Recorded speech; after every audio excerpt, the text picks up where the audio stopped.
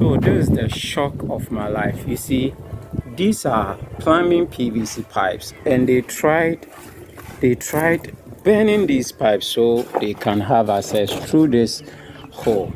So like I said, these people, the least chance, the least loophole, then they will take action.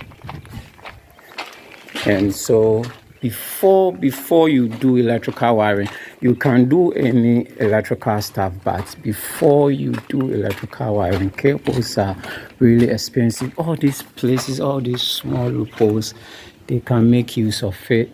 They can go through it, and it's really crazy.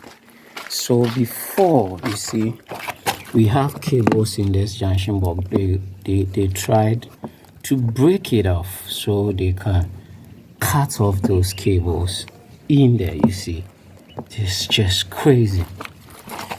And so I'm saying that before you proceed with an electrical wiring, this is what you have to do.